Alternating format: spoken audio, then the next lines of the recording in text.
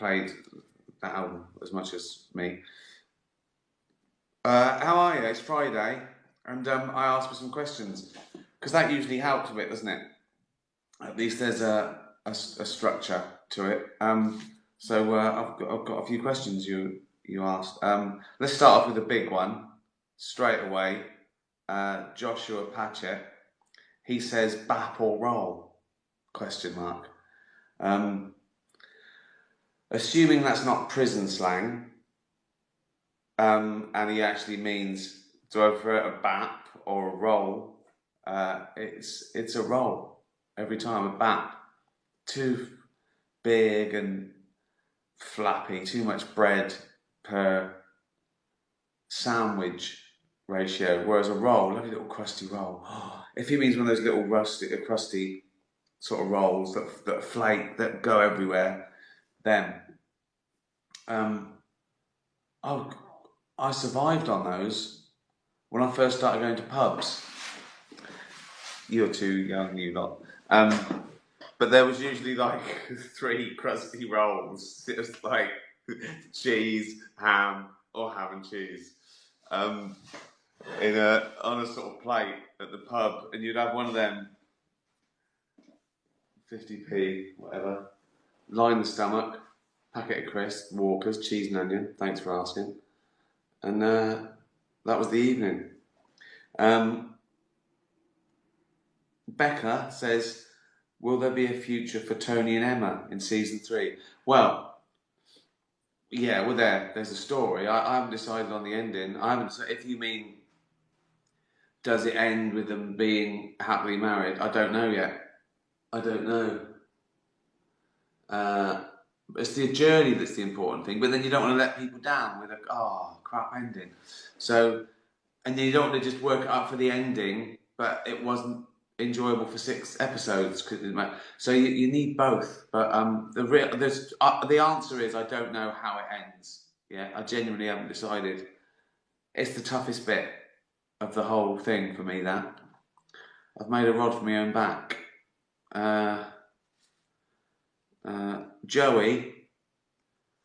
Joey's a cat, by the way.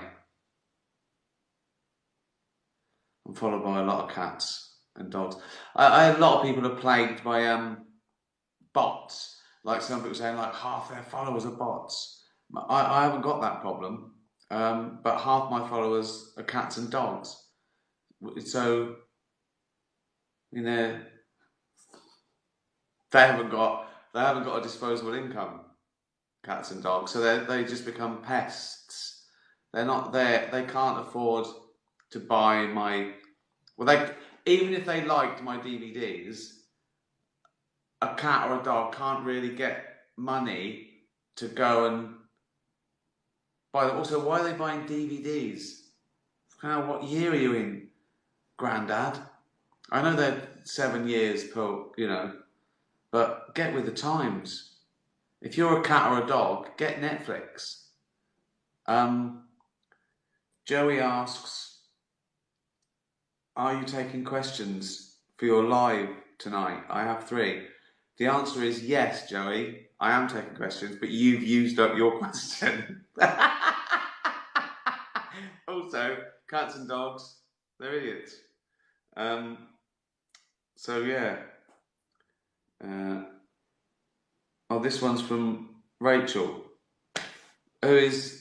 that's Rupert's mum, and Rupert's a dog. If you could travel into space tomorrow and visit a planet, would you? And what would you hope to find? No, I wouldn't. Too dangerous. There's nothing there. There's nothing in. Well, at the moment, there's nothing within travel distance. Even going at 5,000 miles an hour, you'd waste a lifetime getting to a planet, and you get there and you go, there's fuck all here. I might as well have gone to East Anglia. I don't mean there's nothing in East Anglia, but you'd have a better time. You'd have a better time just going anywhere than going into space. There's nothing there. There's nothing there.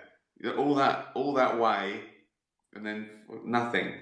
What would you hope to find? Well, you know what I'd hope to find? I'd hope to find a big slug-type creature with a massive brain that went, "What?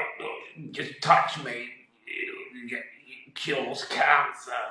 Like that. He's just a big blob, right? Like that. It looks like me, right? And he's just all brain, right? And he uses everything, and he can make things. He's got all the chemicals, all the elements in the universe in him, and he goes, and that's the cure for cancer. And you go, "Oh, cheers, slug man." And he goes, right? And I go, "What do you want in return?" He goes, just peace on earth." I go, "Oh, brilliant. How do I do that?" And he goes, "Well," I go, "I can't, shut up, mate. I've got to go." "No, I'll tell you how to fucking hell, you're really annoying me. Your voice is, it's too sluggy. Thanks for the cancer cure. Now shut the fuck up. I've got to go back to England." So I hope that answers your question. I think they should send someone else. I think I proved I'm not the man for the job to go to another planet. Oh. Another question. Was it hard, Stephen Lutz, was it hard to cry on camera? No, I can cry on camera. And I suppose that's sort of my USP, not crying, but the emotional side of comedy and drama. I've always been more fascinated with that.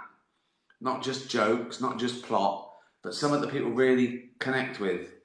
Even The Office was like a study in body language for sort of David Brent.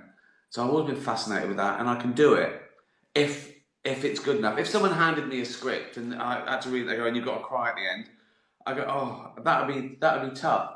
But because I've lived with it and I sort of understand it and I know the emotion I'm doing and it means something, I can do it quite easy, but only once, because then you feel better. So all the times I've cried that you've seen me crying, various things, they're the only take. Thanks for asking. What is your screen? Who's this from? Oh, I don't know. What is your screenwriting process like? Do you find yourself changing ideas halfway through, or are you quite structured? Yeah. No, I'm not quite structured. I don't really do that 3-act. This has got to come in at minute 19. This has got. I don't do that. It bores me. But as I say, particularly as I deal in realism, I don't really just like doing those procedural things by numbers. Even movies, even quite good movies, you know that they've done a screenwriting course. Everything's sort of by the book. So I like cobble it together. I like ideas and then building it up and giving it the most important ideas and dialogue. I come up with that, and then I give it the perfect framework, work up to that. Like, I knew the dance. I knew Brent doing a dance was funny. I knew a fat middle-aged man like me trying to be cool was funny. So then it was, well, what's the best showcase for that? Him desperately trying to be a younger, cooler man for charity. So I know a thing that I want to do, and then you build it. Like, if you think falling over is funny, then fine, have someone falling over. But having someone falling over after just having an argument in front of their ex-wife and her new man, do you know what I mean? Context. The funny thing is twice as funny with a better context. You frame it. It makes sense. It means more. Do you ever get starstruck when meeting your heroes? I don't know. I don't know. I don't think so. I'm not thinking of that. I'm probably thinking, "Oh, I'm lucky. How lucky am I to be able to do this?" And don't make a twat of yourself, Rick. That's much more than, "Oh, starstruck." I don't really. sometimes you go, oh my God, that's an icon. But then, I don't know, I don't really, no, I don't get starstruck, no. Would you rather, Scott Shipley, would you rather the ability to fly or breathe underwater? No doubt about it. Flight. Always flight. Flight. Just take off. I mean, obviously, ideally, you'd want to be able to do it like Superman, but I'll settle for sort of like just going up quite slowly, like a helium balloon, and then having to, like in a dream when you're trying to fly and you can't quite get off the floor, you're sort of bouncing along like a daddy long legs, right? But I'd settle for that. As long as I was out of people's reach just punching me in the face, like, I think you'd really have to be able to at least 20 foot, sort of going over, you want to go over sort of buses, don't you? I always think if I could fly, definitely die on a pylon. Definitely get pissed and just flying home from the pub and just hit an electric pylon or something. Think of that. I've, I've I've fantasized the greatest superpower, right? The only bird that just can fly. A man can fly. And I've already imagined I'm dead. I died. I fucking died against a pylon. That is, I don't know if that's really British or really a comedian's tragic mind, or just me. Or it's funny. It's funny. If I had a superpower and I was a little bit arrogant and I could fly, I'd have a laugh and I'd be massive, massive slow. The first bloke to fly, fucking hell, fuck being an actor or just it's. I mean, that's amazing. That's right. And then if I died smashing into a pylon, I'd expect people to find that funny. I get it.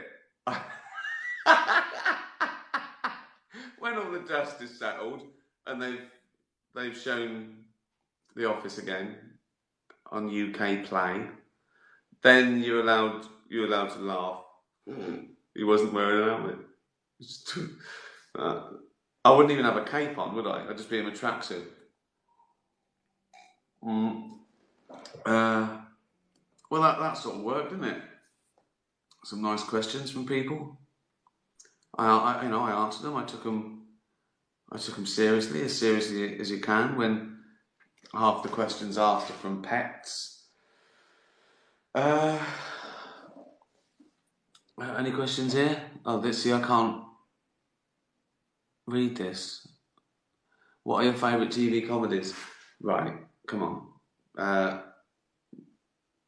Do you want chronological order? A countdown? Most current? At the moment, I'm watching Curb Your Enthusiasm. I can't get over it. I thought the last season he got stronger with age, Larry David. And now I've gone back and I'm watching them again. Curb Your Enthusiasm. Larry David, incredible.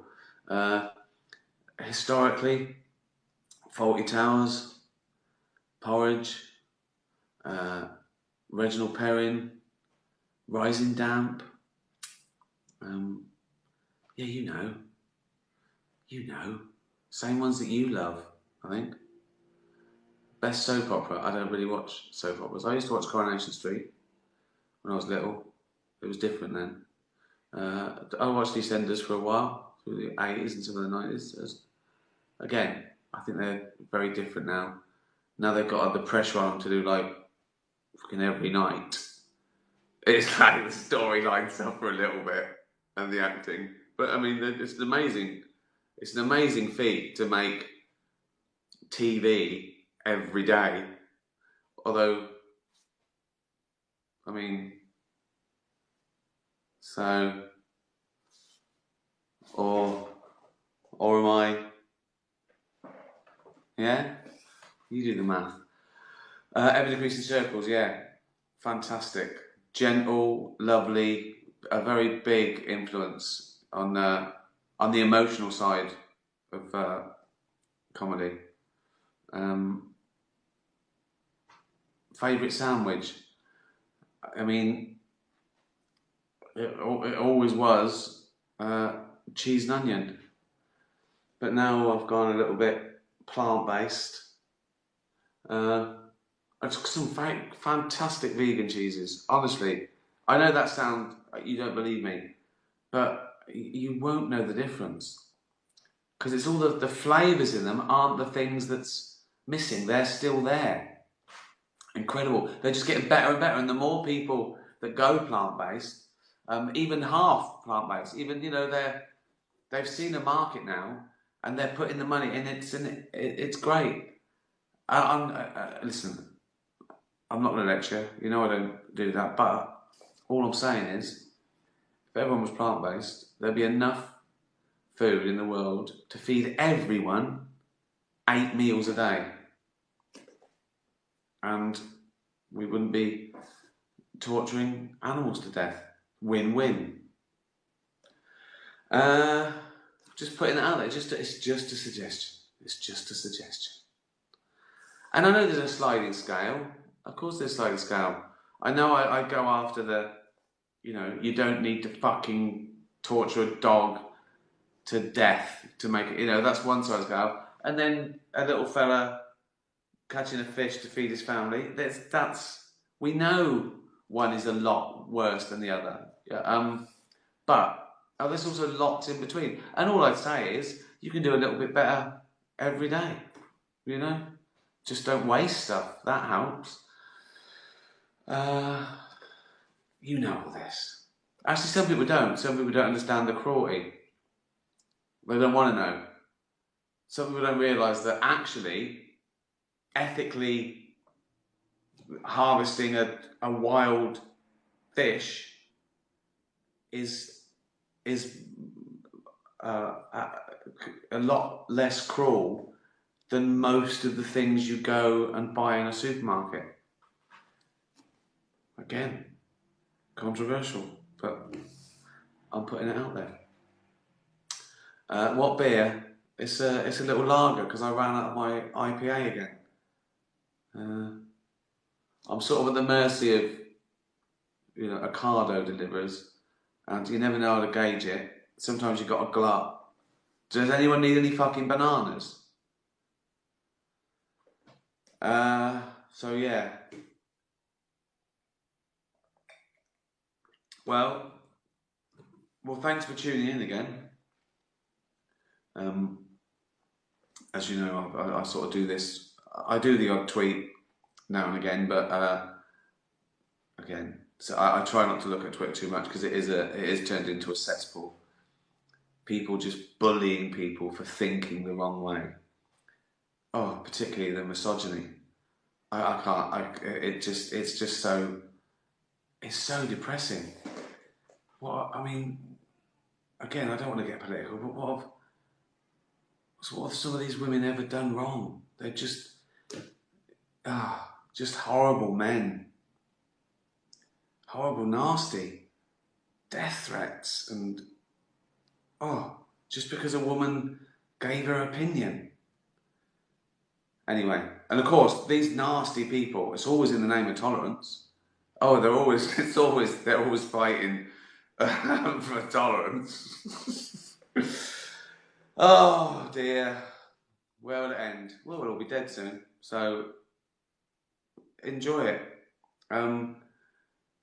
Thanks for watching. Stay safe. Eat one less animal a week. If you love eating animals, eat one less animal a week. Got to start somewhere, haven't you? Yeah. When should we do this again? Sunday? Oh, yeah. And I did do one tweet today that everyone's doing Emmy campaigns, and I haven't got one. So rip your favourite clip and suggest like things like, oh look at this, Emmys, vote Afterlife, best comedy, or oh look at this Emmys, vote Steve Spears, best guest actor, or Toby Foster. Yeah, do rip the clips. Okay. What are they going to do? What are they going to do? Free country. It's not. Cheers, everyone. Tatty bye. Be nice to each other.